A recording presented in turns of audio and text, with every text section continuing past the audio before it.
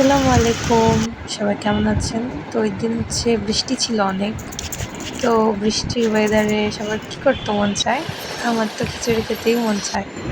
তো এই জন্য না সেদিন প্রচুর বৃষ্টি ছিল আর ঢাকায় তো মানে কিছুদিন ধরে আর কি 7-8 দিন বা 10 দিন এরকম একটানা বৃষ্টি হচ্ছে, অনেক বৃষ্টি।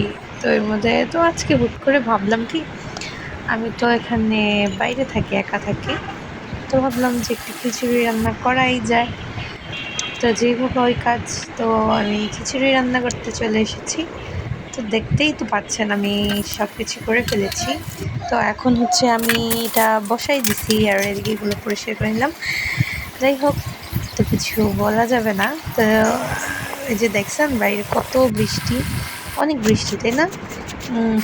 অনেক বৃষ্টি। তো ক্লাসে যাওয়াটাই অনেক কষ্ট হয়ে গেছে এই বৃষ্টিতে। আর হচ্ছে ধরো গ্রাম গ্রাম সাইড যেখানে, ওইখানে হচ্ছে বৃষ্টিতে সবচেয়ে বেশি কষ্ট হয় তাই না? আপনাদের কার কার বাসা গ্রাম সাইডে আছে? তো আমার বাসাও কিন্তু গ্রামেই, ঠিক আছে? এমন না যে আমি ওই শহরেই থাকি এরকম।